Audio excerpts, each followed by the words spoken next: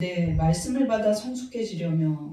그런데 말씀을 받고선 이제 우리 아이들 기를 때요, 돌아갈 때 보면 애들이 이렇게 소제목을 다 기억하고 얘기할 때도 많고, 어쩔 때는 나는 잘 전했다고 괜찮았어, 나는 70점짜리 설교였어, 이렇게 생각하는데 애들은 40점짜리로 생각하고 있는 경우도 있어요.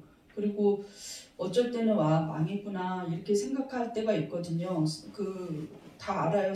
목사님들은 망한 줄을 모르고 뻔뻔하게 전한다 이렇게 생각하시면 안 돼요. 망해도 끝까지 가는 거죠. 그래서 망했구나 이렇게 생각하는데, 그 말씀에 어떤 사람은 은혜를 받았다고 하면서 저 사람이 나를 위로하려고 너무 망쳐서 위로하려고 하는 말이지 하고 들어봐도 진심으로 그 사람은 은혜를 받았다는 거예요. 그러면 그게 사람의 말 때문에 아니라 하나님 말씀이 역사해서 그렇죠. 성령 안에서. 그런데 어떤 말씀은 우리에게 들어와서 영적인 성숙을 일으키고 변화를 일으키는데, 어떤 말씀을 받아들이는 사람은 똑같이 말씀을 전해도요, 이 자리에서 똑같이 현장에서 들어도 어떤 사람은 나는 그 말씀 왜 그렇게 했냐고 따로 전화 오는 사람도 있어요. 그러니까 우리가 생각하는 오늘 권사님 기도처럼 상식선에 아닌 사람들도 있다는 거죠. 근데 오늘 그런 사람이 우리 성도 중에 지금 단 한 명도 없기 때문에 제가 편안히 말씀을 전할 수 있겠어요. 만약에 이 말씀을 들으면 또다시 나한테 전화하는 그런 사람들이 있을 수 있는데, 이제 그런 사람들이 없겠죠. 영적 성숙이 일어나는 그 성숙한 사람들이 받아들이는 말씀을 받아들이는 태도가 있다는 거예요. 오늘 야고보는 뭐라 그러냐면, 구원받은 성도들에게 이거는 하는 말이라고 제가 누누이 이야기하고 있는데, 초대교회 그 박해를 받고 핍박받는 성도들에게 당신들이 말씀을 받아들이는 그 삶의 태도를 변화시키라는 거예요. 그런데 오늘 그게 집약적으로 세 가지가 다르다는 것이죠. 저 사람 정말 참된 그리스도인이다 하고 그런 인정을 받는 사람들은 말씀을 받아들이는 태도가 다르다는 거예요. 조용히 말씀을 들을 때 이제 진동으로 해놓는 것도 좋은 태도예요. 무음이나. 네. 그래서 이 첫 번째는 무엇이냐? 1번 시작. 성내지 말고 더러운 죄를 버려라. 예, 여러분. 오늘 야고보는 뭐라고 그러냐면, 약간 제가 여러분이 듣기가 어려운 말, 저도 받아들이기 어려운 말인데 그래도 회개하면서 받아들이는 말이 무엇이냐면, 우리가 회개 이후에 구원이 일어난다고 말하고 있어요, 야고보는. 근데 야고보만 그렇게 생각하지 않아요. 다른 복음서에도 사실은 회개가 먼저 앞에 들어가 있고 그 다음에 진정한 회개 이후에 거듭남이 있는 거예요. 근데 성도들은 어떻게 생각하냐면 거듭나야지만 회개한다고 생각해요. 그런데 회개가 있지 않은 거듭난 구원은 있지 않다는 거예요. 구원받은 성도도 계속 회개를 하니까 구원받은 성도가 구원받고 나서 회개가 일어나지 이렇게 생각하는데, 우리가 진정한 구원의 절차는 무엇이냐? 회개가 먼저 있어야 한다는 거예요. 진정한 죄를 끊는 이런 회개가 있는 다음에 구원이 있고, 구원받은 자는 말씀을 온유함으로 받아들인다고 말하고 있어요. 그게 야고보서 오늘 본문 21절입니다. 시작. 그러므로 모든 더러운 것과 넘치는 악을 내버리고 너희 영혼을 능히 구원할 바 마음에 심어진 말씀을 온유함으로 받아라. 이렇게 말하고 있어요. 더러운 것, 내 속에 있는 악한 죄, 여러분 중독은 없겠지만 중독, 음란, 거짓말, 이런 악한 것들을 먼저 내버리라는 거예요. 그런데 여기서 넘치는 악이 무엇이라고 말하고 있냐면, 보글보글 끓어올라서, 냄비에 보글보글 끓어올라서 확 끓어 넘칠 때, 우리 요리하는 주부들은 다 알 거예요. 확 끓어 넘치고 바깥으로 튀어나와 버릴 때 이런 상태를 넘치는 하고 말을 하고 있어요. 그래서 내 안에 악이 가득가득 차서 바깥으로 봐도 사람들은 저 사람은 정상이 아니고 악한 자다 이렇게 생각할 정도로 그 악이 넘치는 상태예요. 왜냐하면 하나님을 받아들이지 않는 상태니까 악이 악인 줄 모르고 계속 악을 짓는 거죠. 그 중에 가장 악한 것은 바로 하나님이 없다고 생각하면서 자기 주관대로 사는 게 가장 악한 거라고 시편은 또 이야기하고 있거든요. 그래서 우리 속에 있는 어떠한 악이든지 내버린 다음에 그 영혼이 구원을 받는다는 거예요. 내어버린 다음에. 그 다음에 구원을 받은 자가 말씀을 온유함으로 받는다고 말하고 있어요. 그런데 원어 성경에 보면 뭐 온유함으로 받는다고 하지 않아요. 겸손하게 받아들인다고 말하고 있어요. 그러니까 우리는 원어 성경대로 무엇으로 생각해야 되냐면 마음에 심어진 말씀을 겸손하게 받아들인다는 거예요. 이해가 되시면 아멘 하시기 바랍니다. 아멘이 되시죠? 그런데 우리가 이게 어떻게 더러운 악을 먼저 버리고 나서 구원을 받느냐. 그런데 더러운 악을 내어 버리려면 마음 상태가 무엇을 하면 안 된다고 서론에 이야기하고 있냐면 오늘 본문이 시작되는 것이 19절인데 19절부터 뭐라고 말하고 있냐면 먼저 들을 마음을 기르려라는 거예요. 듣고 나서 말은 나중에 따지는 건 나중에 해보라는 것이죠. 야고보는 먼저 듣겠다는 생각을 가지라는 거예요. 말씀을 듣고 나서 그때 어떻게 하냐면 성내는 게 있어서는 하나님 의가 나타나지 않는다고 말하고 있어요. 한번 볼까요? 19절에서 20절 시작. 내 사랑하는 형제들아 너희가 알지니 사람마다 듣기는 속히 하고 말하기는 더디하며 성내기도 더디하라. 사람이 성내는 것이 하나님의 의를 이루지 못함이라. 하나님의 의가 내 안에 들어와야 나의 거짓이 드러나고 하나님의 의가 내 안에서 역사해야지만 내가 회개를 해요. 그런데 그런 회개가 이루어지려면 어떻게 해야 되느냐? 일단은 들으라는 거죠. 우리가 전도할 때 어떤 사람은 이 사람이 구원받으려면 듣는데 달라요. 그 사람은 내 말을 경청하면서 뭔가 진지하게 들으려고 해요. 근데 전도가 안 되려면 애초에 어떻게 하냐면 내가 말하는 것보다 자기가 얘기하는 게 더 많거든요. 나 예수 안다고, 나 교회 다녀봤다고, 내가 옛날에 알던 목사, 내가 옛날에 알던 집사, 5만 가지 얘기를 다 하는데 자기가 알고 있는 하나님은 없어요. 하나님 만났다면 그런 얘기 할 수 없죠. 목사 알고 내 동생이 목사고 내 형이 유명한 부흥 강사인 게 무슨 소용이 있습니까? 자기가 하나님 안 만났는데요. 하나님의 의가 그 사람한테는 없는 거예요. 그런데 하나님의 의가 있기 위해서 성내지 말라는 거예요. 근데 이게 여러분 성도들은 이 성경을 읽으면 참 힘들 것 같아요. 제 생각에는. 나도 옛날에 이 야고보서를 읽으면서 한글로만 읽으면서 뭐냐면 화내면 안 되는구나. 화가 많으면 구원을 못 받나 봐. 이렇게 생각했어요. 근데 이게 막 화내고 분노하는 게 아니에요. 여기서 이렇게 성내다 이런 뜻은 뭐냐면은 원래 헬라어로는 오르게 하고 말하고 있어요. 이 오르게는 자기가 생각하고 있던 신념에 맞지 않고 자기가 생각하고 있던 의와 도덕이라는 거 자기의 진리에 맞지 않으면 성경에 있는 진리를 적대하는 거예요. 그것이 바로 성내는 거예요. 아니 왜 사랑의 하나님이 지옥을 만들어놨느냐. 이거 성내는 거예요. 아무리 온유하게 표현해도 목사님 왜 사랑의 하나님이 지옥을 만들어놨겠어요. 나는 안 믿어요. 이렇게 아주 친절하게 얘기해도 그것이 온유한 것이 아니라 성낸다는 것이죠. 성내는 거예요. 어디서? 마음 속에서 성내고 있다는 거예요. 주석에 보면 이 존 메가더 목사님의 주석이 굉장히 좋은 주석이고 복음주의적 주석인데 세계적인 유명한 성경 해석가예요. 원어 성경 해석가인데 그분의 책을 제가 보거든요. 야고보서를 이렇게 할 때. 근데 그분이 뭐라 그러냐면 겉으로 보기에는 감정 기복이 없어 보일 수 있대요. 그런데 속은 어떻게 하냐면 제가 아까 냄비에서 부글부글 끓는 거 얘기했죠. 보글보글 끓고 있는 거예요. 보글보글 끓고 있는 거예요. 왜? 열불 나는 거예요. 왜 열불 나요? 겉은 멀쩡해요. 폭력 하나도 없어요. 말 하나도 거칠지 않고 욕도 안 해요. 그런데 어떻게 하고 있냐면 난 화나 하나님한테. 난 화나. 나 받아들일 수 없어. 무슨 바다를 건너고 홍해 바다를 건너고 무슨 말씀으로 창조하고 애초에 안 받아들여. 사람이 흙으로 되어 있고 나는 과학적인 것만 믿어. 난 이성만 믿어. 자기의 이성과 자기의 과학과 자기의 의학이 아니면 받아들이지 않겠다고 결정 내리는 거예요. 그런데 존 메가더 목사님이 더 강조하는 게 있었어요. 여기까지는 2줄인데 더 강조하는 건 2페이지예요.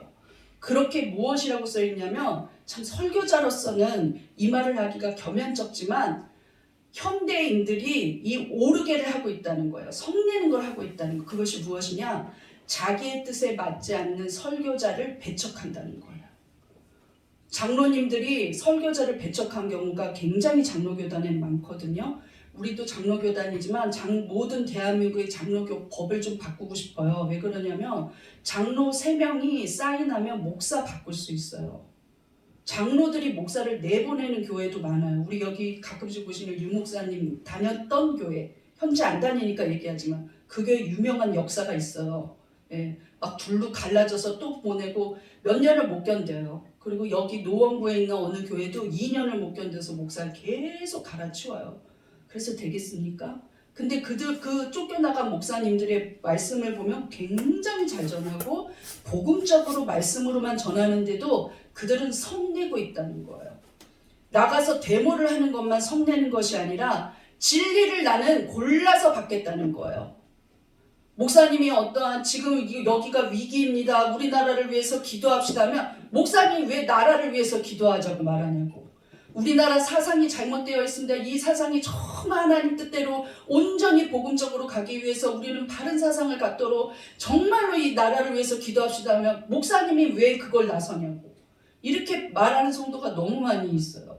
제가 아는 어떤 여자 목사님은 쓰러졌어요. 금요기도회 이후. 왜 쓰러졌냐? 여성교회 선교 회장이 금요기도회 때 우리 지금 나라가 위기니까 기도하자고 말했더니 강대산에 올라가서 삿대질을 하는 바람에 말은 못하고 참아놨다가 새벽 3시에 쓰러졌어요. 그래서 뇌출혈이 와서 2년 동안 요양원에 있다 나왔고 교회는 막 다 떠나갔죠. 몇 명 안 남고. 근데 중요한 건 그 회장이 남아있더라는 거예요. 그래서 지금도 괴롭히고 있다는 거예요. 근데 여러분 두려운 줄 알아야 돼요. 젊은 자기 총각 아들이 갑자기 눈이 멀어서 장애인이 돼서 눈을 아예 못 봐요. 그 일 이후로. 그게 우연이겠습니까?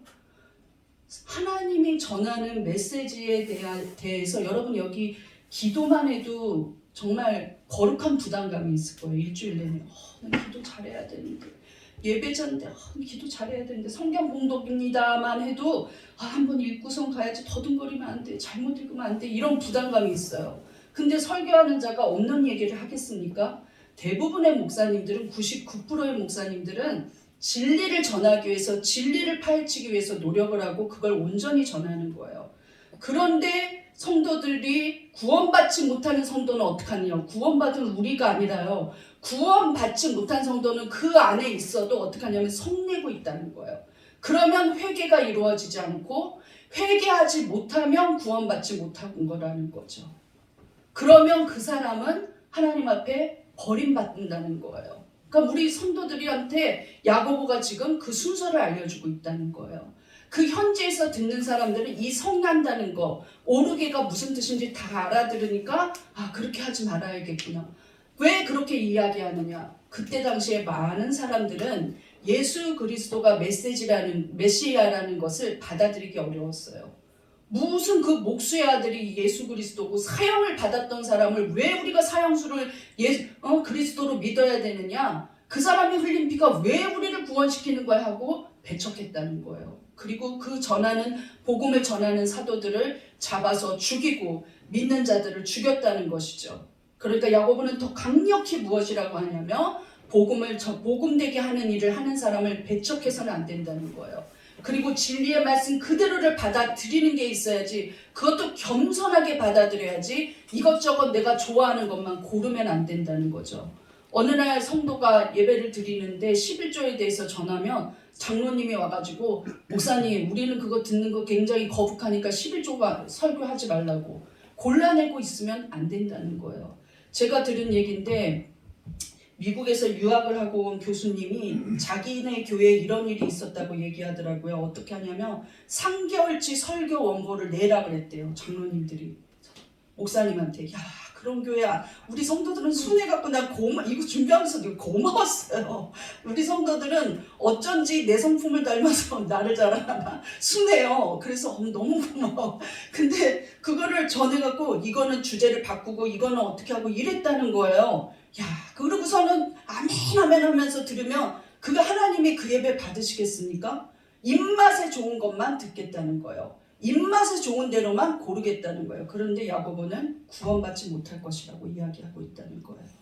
구원받은 성도라면 처음부터 창세기 1장 1절부터 요한계시록 22장 아멘 주 예수여 어서 오시옵소서 하는 부분까지 전부 다 받아들여야 돼요. 믿습니까? 그것이 구원받은 성도라고 말하고 있어요. 그렇다면 수많은 교회 26교 기록된 바에 의하면 26개의 교회 이상을 지었을 거예요.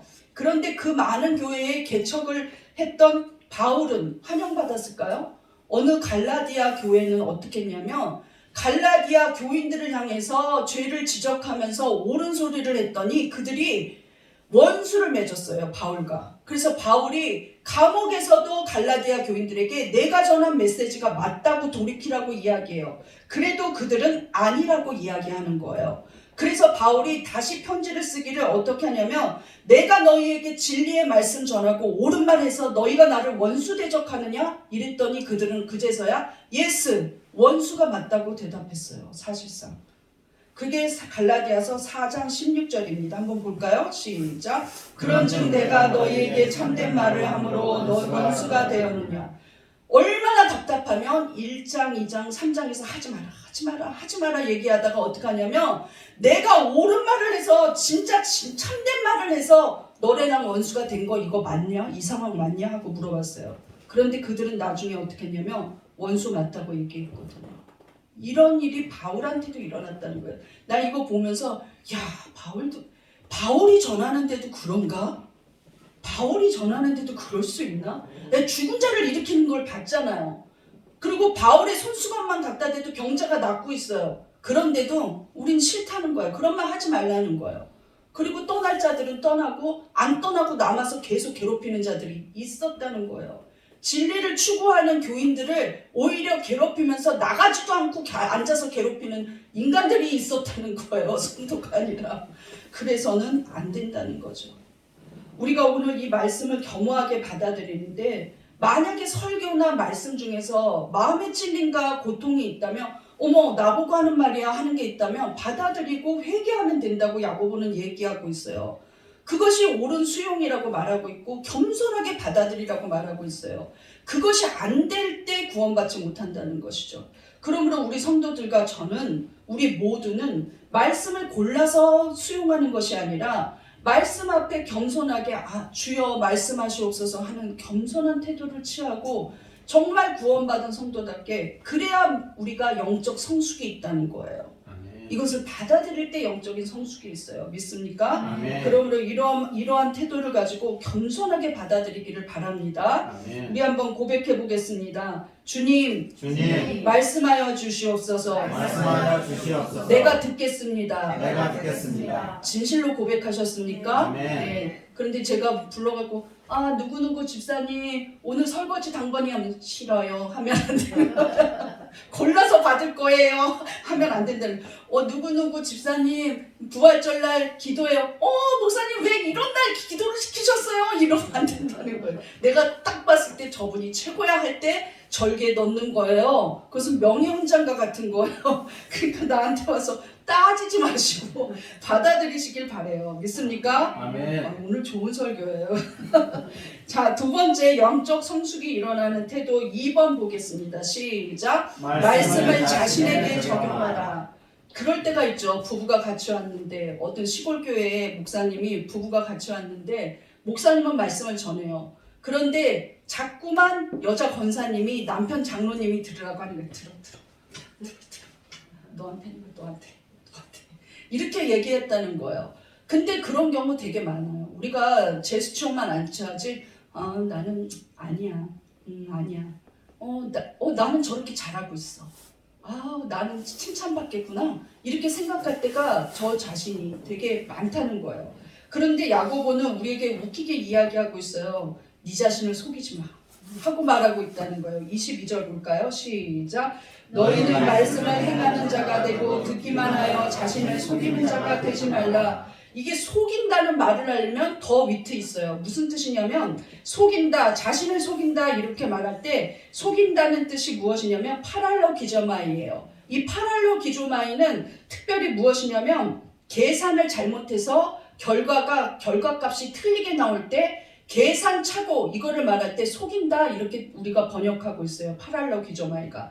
그러니까 자신에 대해서 계산을 잘못하는 거예요. 네가 너 자신을 100점 만점의 성도로 생각했어? 너는 마이너스 20점이야. 이렇게 계산을 잘못했다는 거예요. 야고보가 뭐라고 말하고 있냐면 행하는 자가 되지 않고 말씀을 듣고만 있는 사람들, 그 사람들은 어떻게 되냐? 네 자신을 계산을 잘못하고 있는 거야. 너는 50점이라고 생각하지. 근데 너는 10점이거든. 근데 너는 10점이라고 생각해? 너는 100점이야. 이렇게 말하는 경우가 있다는 거예요. 어찌됐든 간에 자기 자신에 대한 점수를 잘못 매기고 있어요.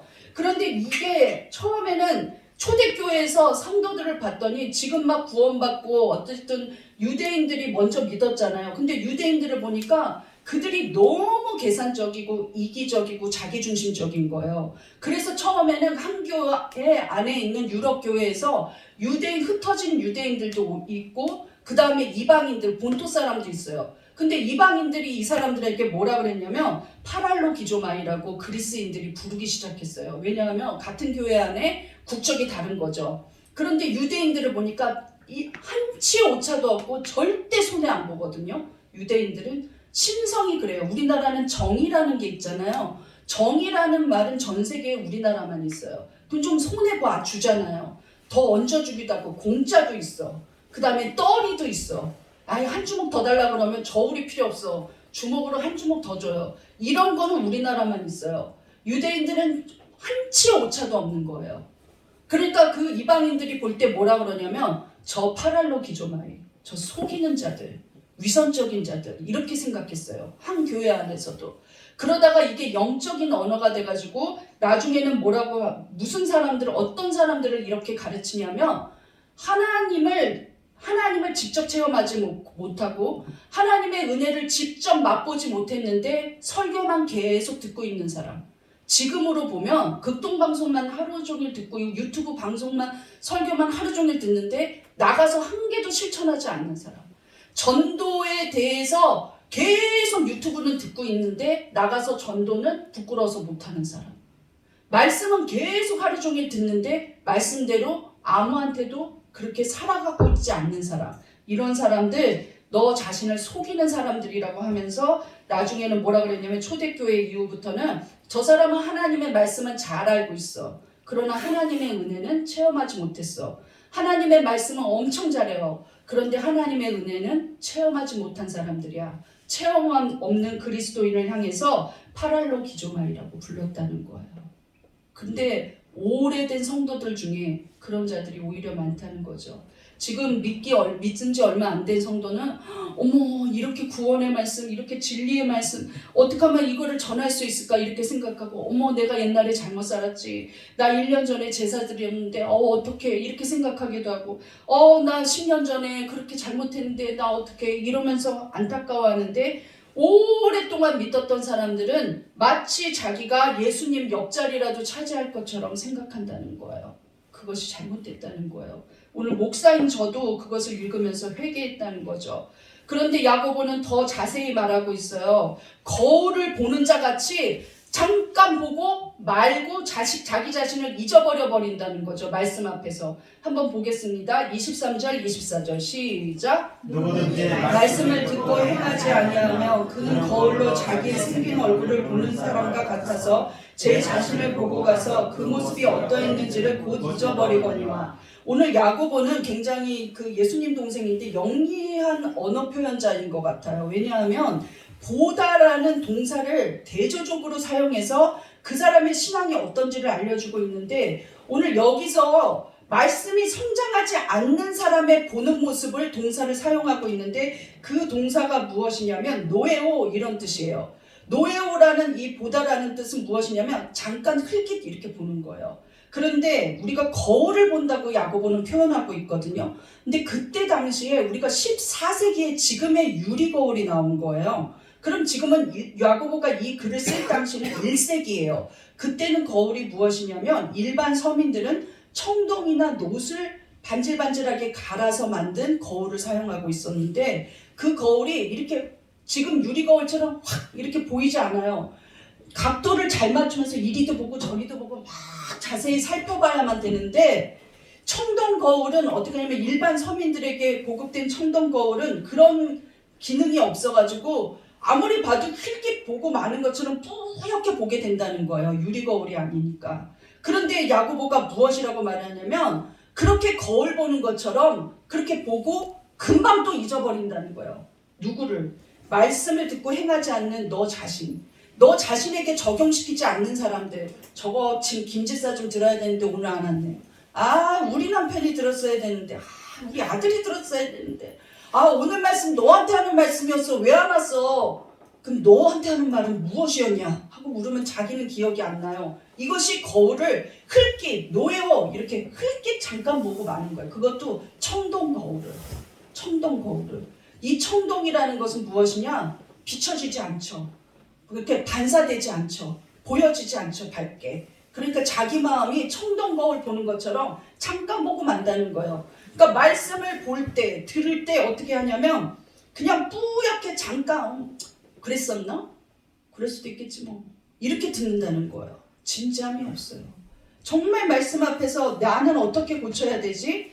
오늘 말씀 하나님이 내게 말씀하여 주시옵소서, 주님 내게 말씀하여 주시옵소서 하는 게 없다는 거예요. 우리가 큐티 교육을 할 때 묵상 중에 가장 강조하는 게 무엇이냐면 큐티 강사들에게는 그거를 강조하라고 시켜요. 뭐냐면 내가 고쳐야 할 점을 찾아라. 본문 말씀을 보면서 내가 회개해야 할 점을 찾아라. 나에게 주시는 말씀을 찾으라는 거지. 큐티는요 내 자식의 말씀을 찾는 게 아니에요.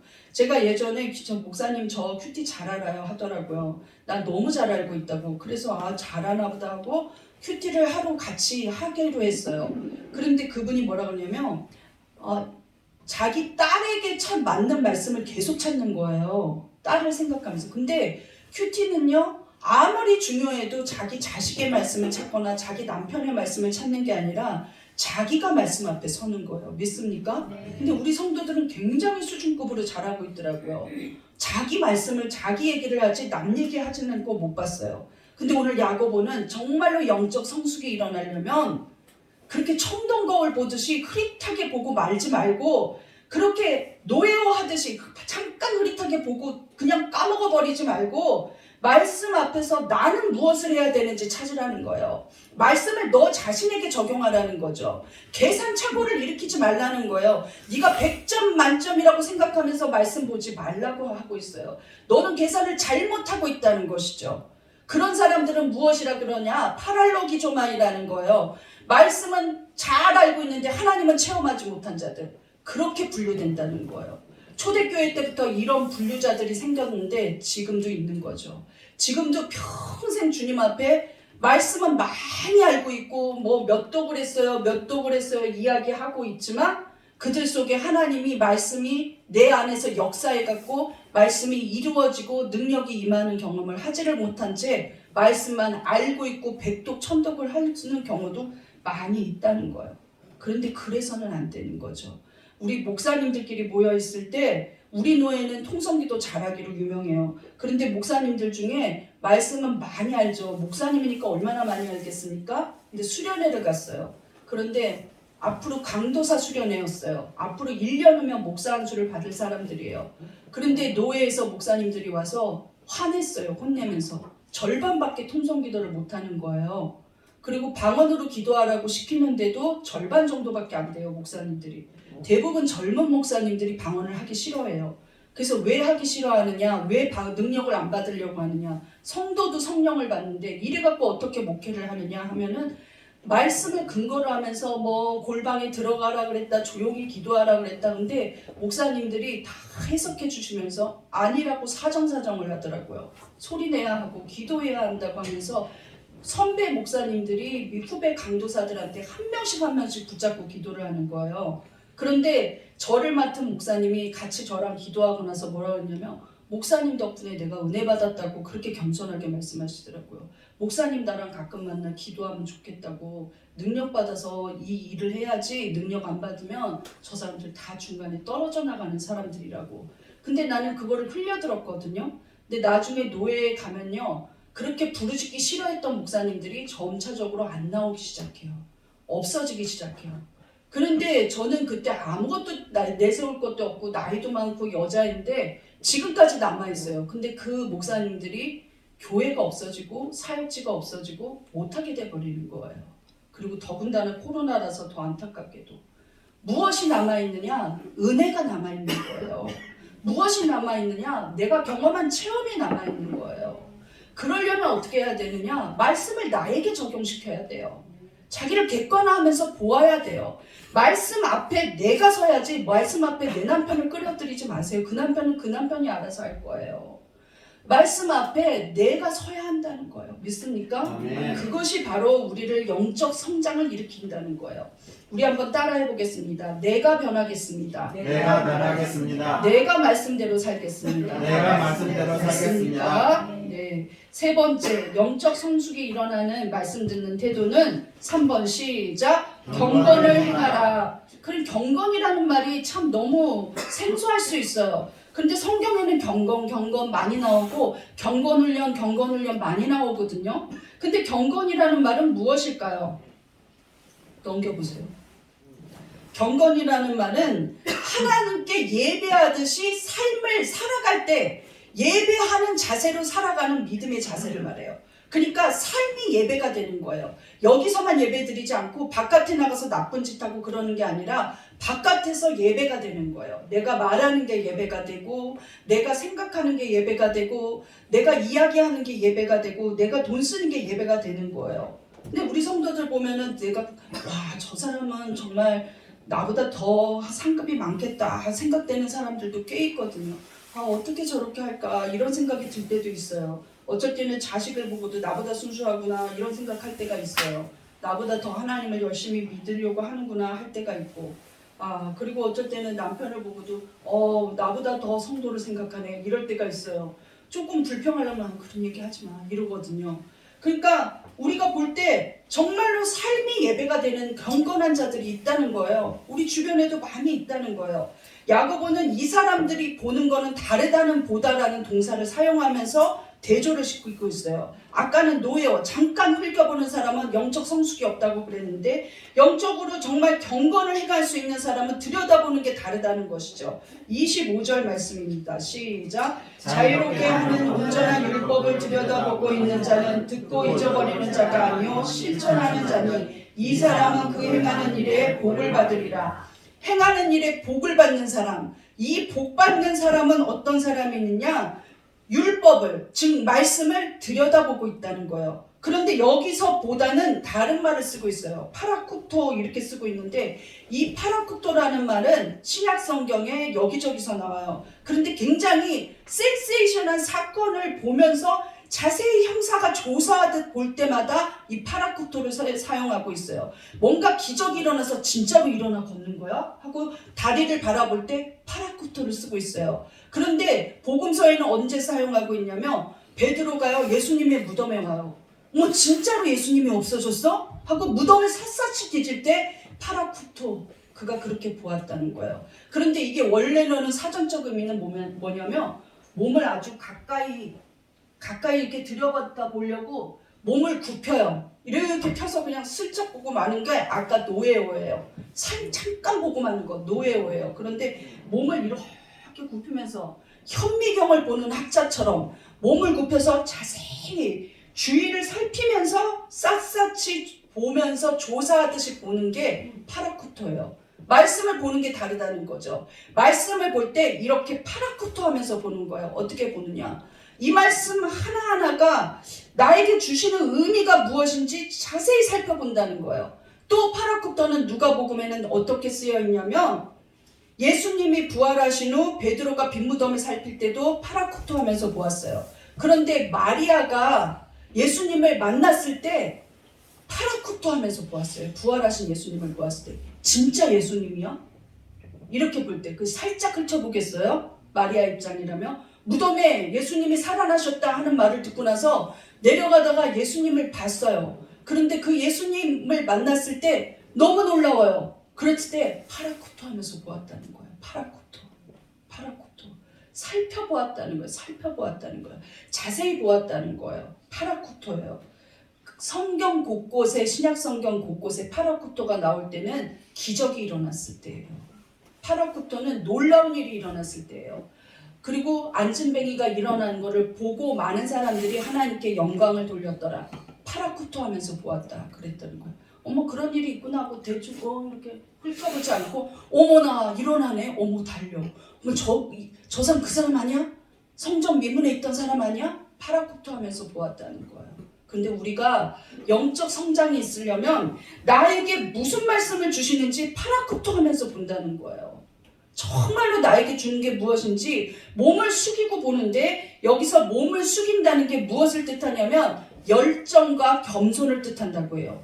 열정이 있을 때 몸을 숙이기도 하고 자세히 보고 싶어서 그 다음에 겸손할 때 파라쿠토 하기도 하죠. 근데 내가 그거 열정을 볼 때 어떻게 성도들한테 비유할까 하다 혼자 씩 웃었어요. 마침 정말로 누구나 공감할 수 있는 몸을 굽히면서 보는 게 있더라고요. 로또 맞을 때 번호를 몸을 굽히죠. 아무리 봐도 맞아. 인생 폈다 이거. 이러면서 파라쿠토 하면서 보는 거예요. 그런 심정으로 말씀을 보라는 거예요. 여러분 큐티 하실 때 로또 이거 오늘 거 맞나 하는 심정으로 한번 보세요. 어떤 말씀이 나한테 로또인지. 그러면서 보면 파라쿠토 하라고 야고보는 이야기하고 있다는 거예요.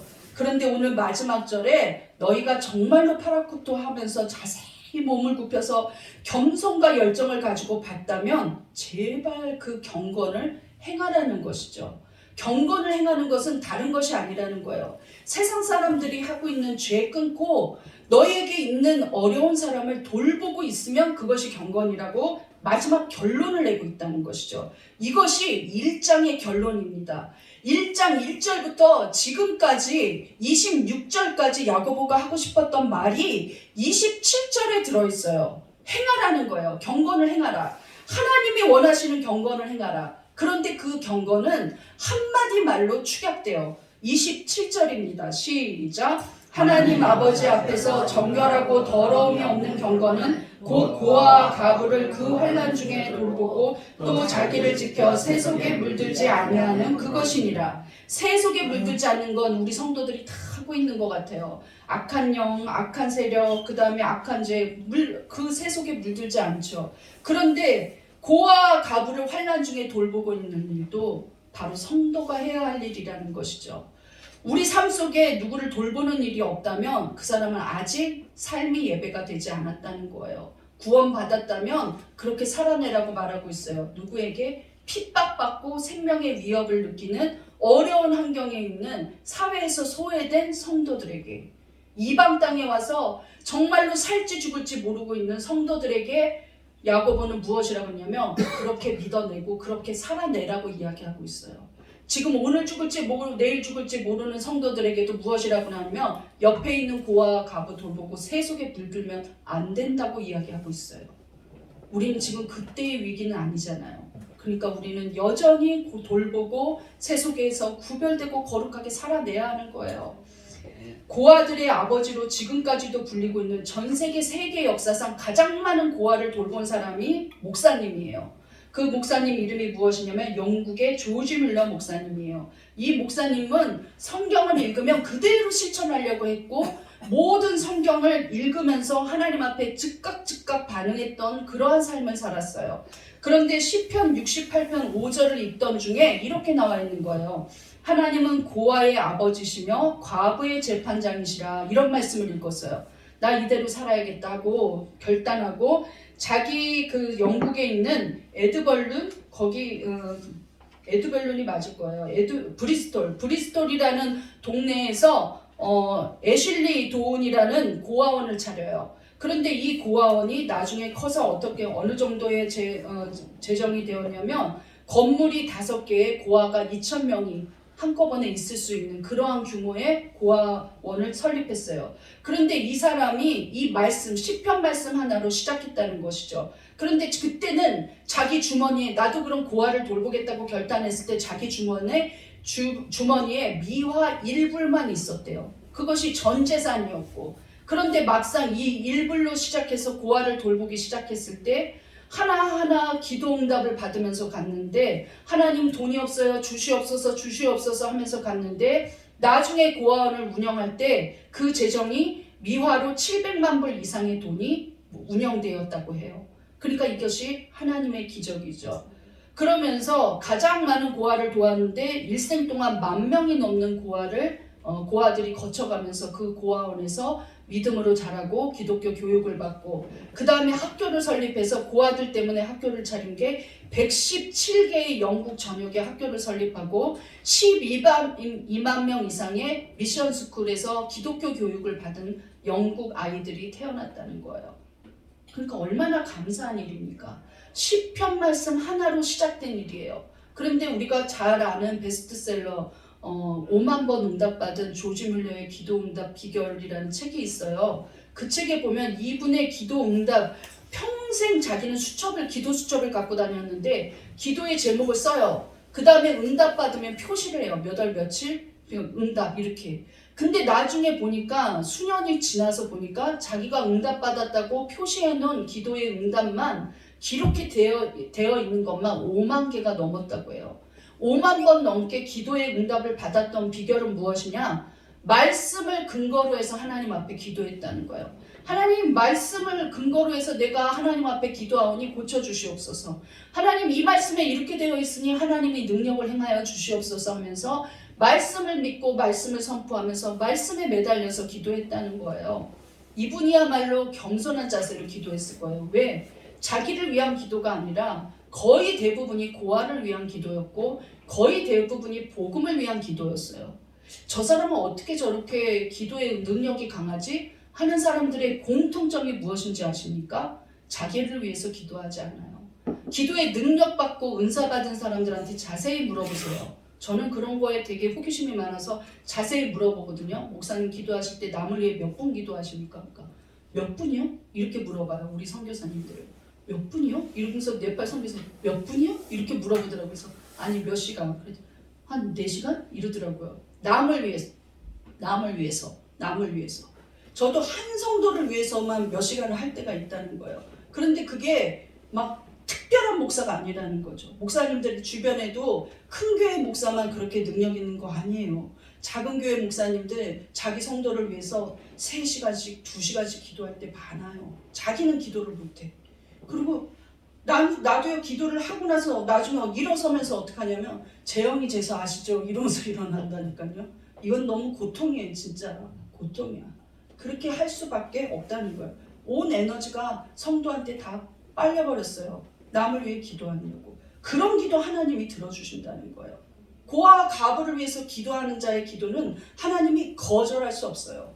말씀을 행하면서 기도하는 자의 기도를 거절할 수 없다는 거예요. 이런 사람이 영적 성숙이 있는 그리스도인이라는 것이죠. 결론을 보겠습니다. 영적 성숙이 일어나는 사람의 태도는 어떻습니까? 1번 시작. 성내지 말고 더러운 죄를 버려라. 2번 시작. 말씀을 자신에게 적용하라. 3번 시작. 경건을 행하라. 오늘 말씀을 듣는 가운데 여러분이 나도 그렇게 살아야겠다 하는 생각이 드셨다면 오늘 이 시간 통성기도 하시면서 하나님 나도 저렇게 살아낼 수 있도록 도와주시고 마음에 찔림이 있었다면 회개하면서 주여 한번 부르짖고 기도하시겠습니다. 주여! 하나님 아버지, 이 시간에도 우리가 정말 성숙한 그리스도인이 되게 하여서 경건을 행하는 그리스도인이 되게 하여서 어떻게 살아가야 되는지 야고보의 말씀을 들었습니다. 아버지 하나님, 우리 속에 아버지 하나님 찔림이 있고 아버지 하나님이여 겸손한 마음이 있게 하여 주심을 감사드립니다. 이 말씀대로 살아내게 하여 주시어서 우리 성도들이 아버지 하나님이여 정말로 자신을 하나님 겸허하게 하나님 말씀 앞에 서서 하나님 앞에 아버지 하나님의 은혜 받은 대로 살아낼 수 있는 경건한 모습을 허락하여 주시옵소서. 정말 아버지 하나님 부와 과부를 돌아보며 어려움과 환난 가운데 있는 자를 모른 척하지 않게 하여 주시고 경건을 행하는 그리스도인 될 수 있도록 하나님 인도하여 주시옵소서. 예수님 이름으로 기도하옵소서.